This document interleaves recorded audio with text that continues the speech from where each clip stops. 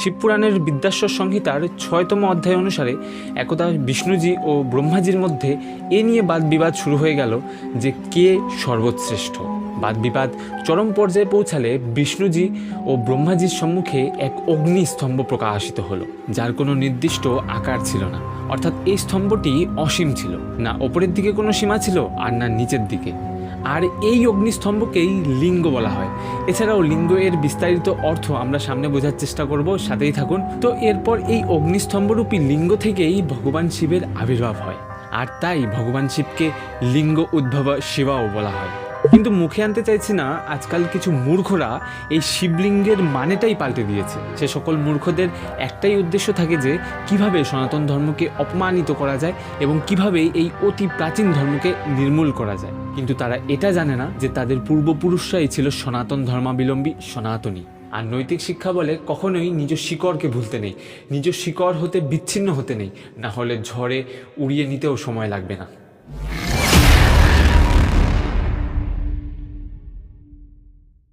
Hare Krishna viewers, your RJ is here. সবাইকে শিবরাত্রির পূর্ণ তিথিতে অনেক অনেক শুভকামনা জানাই ভিউয়ার্স। বৈষ্ণবদের মধ্যে সর্বশ্রেষ্ঠ বৈষ্ণব হলেন শিব। ভগবান শ্রী বিষ্ণুর পরম আরাধ্য হলেন ভগবান শিব। শিবরাত্রির এই পাবন তিথিতে আমরা শিবলিঙ্গ পূজন করে থাকি। তো এই শিবলিঙ্গ আসলে কি, আসুন বিস্তারিত জানি শাস্ত্র প্রমাণ সহ। সংস্কৃত ভাষায় লিঙ্গ শব্দের অর্থ হলো চিহ্ন বা প্রতীক। অতএব শিবলিঙ্গ হলো ভগবান শিবের প্রতীক। গীতা প্রেস গৌরখপুর প্রকাশিত শিবপুরাণের বিদ্যাশ্বর সংহিতার 5তম অধ্যায়ের 11তম শ্লোকে শিবলিঙ্গকে শিবজির একটি নিরাকার রূপের প্রতীক বলা হয়েছে। অর্থাৎ নিরাকার শিবজির ম্যানিফেস্টেড ফর্ম বা ব্যক্ত রূপ হলেন শিবলিঙ্গ। এরপর এই বিদ্যাশ্বর সংহিতারই 16তম অধ্যায়ের 107তম শ্লোকে বলা হয়েছে লিঙ্গ পরমপুরুষ শিবকে বোধ করায় বা পরমপুরুষ শিবকে বোঝায়। এই শিব ও শক্তির মিলনের প্রতীক হলো শিবলিঙ্গ। তো এখানে কিছু অল্প ও জড়বুদ্ধির ব্যক্তিরা এই পরম পুরুষকে সাধারণ অর্থে ছেলে বা মেল ফর্ম বলবে, কিন্তু এই পরম পুরুষ কখনোই মেল ফর্ম বা ছেলে নয়। এই পরম পুরুষ হলো কসমিক কনসিয়াসনেস বা মহাজাগতিক চেতনা, আর এই শক্তি হলো প্রকৃতি, যা কোনো ফিমেল ফর্ম নয়।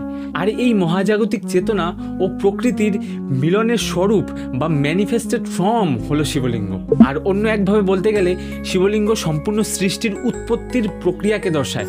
সাংখ্য দর্শন অনুসারে চেতনারূপী পুরুষ ভৌতিক প্রকৃতির সাহায্যে এই সৃষ্টির রচনা করেছেন। এই ভৌতিক প্রকৃতি জড় ছিল, মানে নিস্তেজ ছিল। অর্থাৎ এই প্রকৃতি নিজে নিজে সৃষ্টি রচনা করতে পারে না, কারণ তা জড়। আর অপরদিকে পুরুষ হলো চেতনা, আর এই ভৌতিক প্রকৃতি ও পুরুষের মিলনের ফলেই এই সৃষ্টির উৎপত্তি হয়েছে। এখন একটা উদাহরণ দেই, সহজেই বুঝে যাবেন। এই কলমটা তৈরি হয়েছে কি থেকে? প্লাস্টিক থেকে। তো প্লাস্টিক কি নিজে নিজে কলম হয়ে যেতে পারে? অবশ্যই না, কারণ প্লাস্টিক তো জড় ভৌতিক পদার্থ। সে নিজে নিজে কিভাবে তৈরি হবে? তো এই প্লাস্টিককে কলমের রূপ দিয়েছে কে? মনুষ্য, অর্থাৎ চেতনা। ঠিক যেরকম জড় প্রকৃতি হতে বর্তমান সৃষ্টির উৎপত্তিকর্তা হলেন চেতনারূপী পুরুষ। আবার দেখুন, মনুষ্য কি পারবে প্লাস্টিক ছাড়া নিজে নিজেই কলম তৈরি করতে? কখনোই না, কারণ প্লাস্টিক ছাড়া কলম কিভাবে তৈরি করা যাবে? তা কখনোই সম্ভব নয়। ঠিক সেরকম পুরুষও এই সৃষ্টির রচনা কখনোই একা একা করতে পারে না।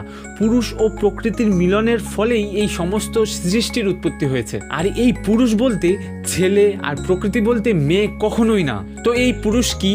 কসমিক কনসিয়াসনেস বা মহাজাগতিক চেতনা বা জীবাত্মা, আর প্রকৃতি হলো জড় ভৌতিক পদার্থ। তো সৃষ্টির উৎপত্তির এমন বর্ণনা কপিলমুনি প্রদত্ত সাংখ্য দর্শনে বলা হয়েছে। তো এই পুরুষ ও প্রকৃতির মিলনের ম্যানিফেস্টেড ফর্ম বা ব্যক্ত রূপ হলেন শিবলিঙ্গ। এই শিবলিঙ্গের নিচের অংশ প্রকৃতিকে দর্শায় এবং উপরের অংশ দর্শায় পুরুষকে, অর্থাৎ কসমিক কনসিয়াসনেস বা নিরাকার চেতনা বা জীবাত্মাকে। তো এই নিরাকার চেতনা বা জীবাত্মা প্রকৃতিতে প্রবেশ করার ফলে সৃষ্টির উৎপত্তি হয়েছে। আর এই প্রক্রিয়াটির প্রতীক হলো শিবলিঙ্গ।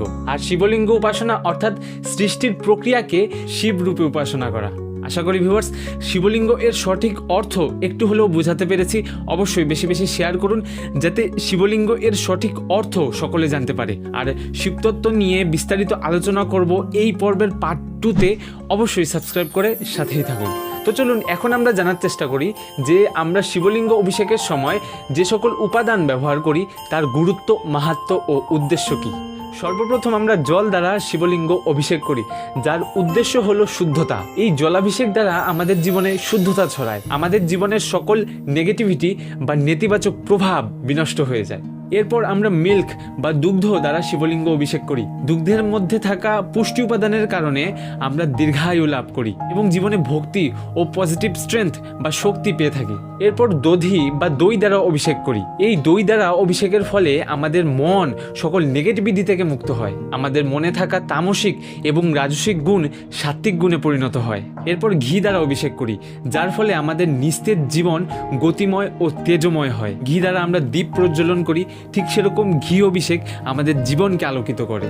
এরপর মধু দ্বারা শিবলিঙ্গ অভিষেক করে থাকি, যার ফলে আমাদের বন্ধু বান্ধব, আত্মীয় স্বজন এবং শুভচিন্তক ব্যক্তিদের মধ্যে সুসম্পর্ক বজায় থাকে, মিষ্টতা বজায় থাকে, আমাদের মনে সবসময় মিষ্ট ভাব বজায় থাকে। এরপর চিনি দ্বারা অভিষেক করে থাকি, যার ফলে আমাদের জীবনে পর্যাপ্ত ধনধান্যের প্রাপ্তি হয়ে থাকে।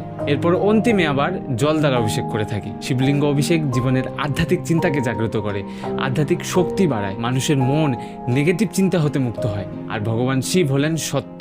আমরা সবাই জানি সত্যম শিবম সুন্দরম, অর্থাৎ সত্যই শিব এবং তাই সুন্দর। আর এই সত্য সবসময় সত্যই থাকে, এই সত্যের কখনো কোনো প্রমাণের প্রয়োজন হয় না। যখন কিছুই ছিল না, ছিল কেবল শূন্য, তখন শিব ছিল, যা শূন্য, অর্থাৎ শিবই শূন্য। দেখা হচ্ছে ভিউয়ার্স এই ভিডিওর পার্ট 2-তে। কমেন্টে অবশ্যই হর হর মহাদেব টাইপ করবেন, নতুন হলে সাবস্ক্রাইব করে সাথেই থাকুন। হরে কৃষ্ণা, জয় শ্রী মহাকাল, জয় শ্রী হরি।